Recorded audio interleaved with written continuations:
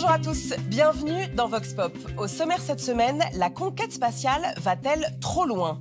Programme d'exploration, satellite et peut-être même bientôt tourisme spatial, l'espace est devenu un nouveau terrain de concurrence exacerbée. Quels sont les risques de cette conquête? Comment empêcher que l'espace ne devienne un véritable Far West? Longtemps, la conquête spatiale a été l'apanage des États. Mais depuis quelques années, des entreprises privées s'engouffrent dans ce qui s'apparente désormais à un marché colossal. C'est le prologue et c'est tout de suite. « 7 février 2020, lancement de la fusée Soyouz. À son bord, 35 satellites à mettre en orbite. Top! Allumage moteur Vulcain. Allumage EAP et décollage VA252. 19 février, Ariane 5 décolle avec 2 satellites de télécommunication. 24 octobre, le Falcon 9 de SpaceX en transporte 60 pour sa 19e mission de l'année. À ce jour, nous avons lancé avec succès plus de 800 satellites en orbite.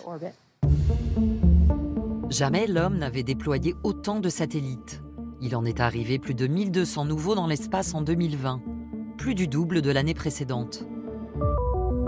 Autre révolution dans l'histoire spatiale, les 3/4 de ces instruments appartiennent à des compagnies privées, en particulier à SpaceX, propriété de l'américain Elon Musk. Ça commence à créer un marché un peu compétitif. Ça va faire baisser les coûts et de plus en plus de gens pourront y aller. De plus en plus de choses vont se passer. Le marché de l'espace devrait atteindre 485 milliards de dollars en 2028, plus que l'aviation commerciale ou le transport logistique terrestre.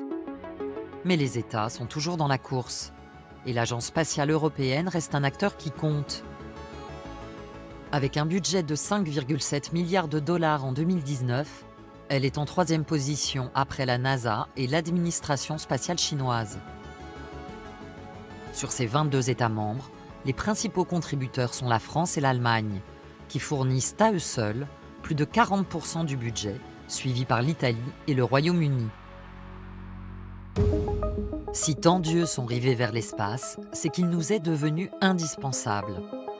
Sur 2063 satellites en orbite en 2019, 38% étaient dédiés à l'observation de la Terre, 37% aux communications, 13% à la technologie et 7% à la navigation. Et bientôt, ce sont les richesses naturelles spatiales qu'il nous faudra exploiter. On n'a pas des ressources infinies sur la Terre. Et si on veut vivre de façon infinie sur la Terre, il va falloir considérer l'espace comme une dimension de la planète Terre. Mais cette proche banlieue de la Terre est aussi de plus en plus envahie de débris, morceaux de fusées, de satellites en fin de vie ou fragments d'équipements. Plus de 9000 tonnes d'objets circulent ainsi en orbite. Une source de pollution et un danger. S'il y a une trop forte densité de débris, il finira par y avoir trop de collisions, de dommages ou de destruction de satellites utiles et l'espace deviendra très difficile d'accès. Alors, si l'espace est bien la réponse à la finitude de la Terre, peut-on pour autant l'exploiter sans limite?